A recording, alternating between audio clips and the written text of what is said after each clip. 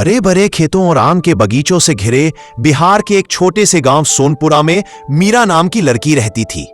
मीरा 17 साल की थी।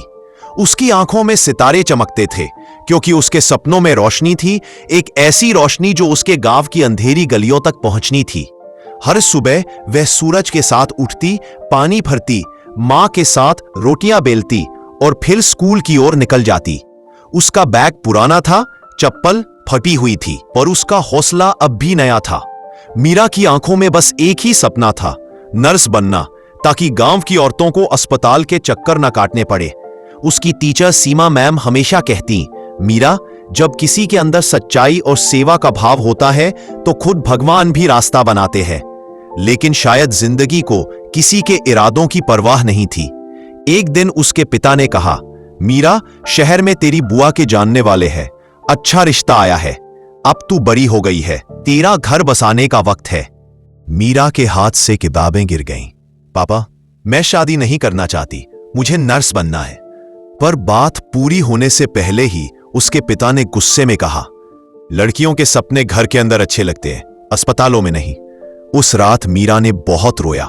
दिए की लौ के सामने उसने अपनी किताबों को देखा और धीरे से बोली, क्या मेरा सपना सिर्फ इसलिए गलत है क्योंकि मैं लड़की हूं?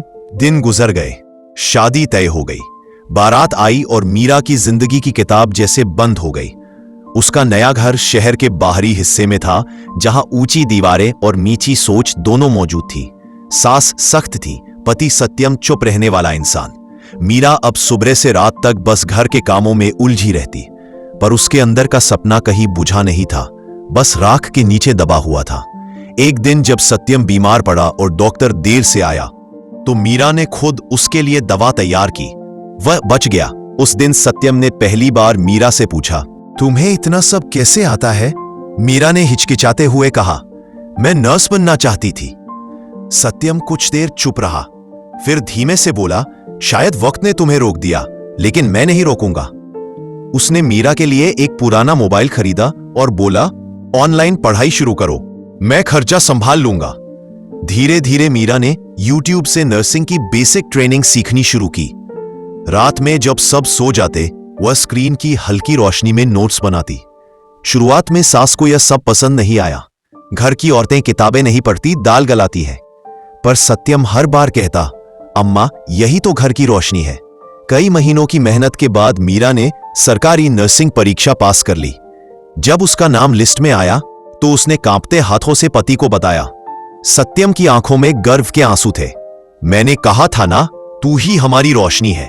धीरे धीरे मीरा गांव के छोटे छोटे अस्पतालों में मदद करने लगी। गांव की औरतें अब उससे सलाह लेने आने लगी। एक दिन उसने देखा, एक छोटी लड़की गुड़िया उसके क्लिनिक के बाहर बैठी रो रही थी। मीरा ने पूछा, क्या हुआ?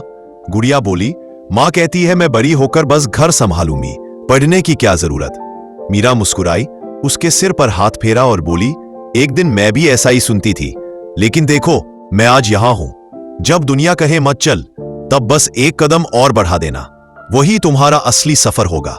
गुड़िया ने आंखें पोंछी और सिर हिलाया। उसके चेहरे पर वही चमक थी जो कभी मीरा की आंखों में थी। शाम ढल रही थी, आसमान में हल्की लालिमा थी। मीरा अस्पताल की सीढ़ियों पर बैठी आसमान की ओर देखने लगी। धीरे से उसने कहा, धन्यवाद भगवान, आपने मेरे सपने को सिर्फ पूरा नहीं किया, आपने मुझे वो बनाया जिसकी वजह से कोई और सपना टूटने से बच गया। और तभी हवा में उसकी मुस्कुराहट फैल गई, जैसे किसी ने सच में अंधेरे से रोशनी की ओर एक रास्ता बना दिया हो।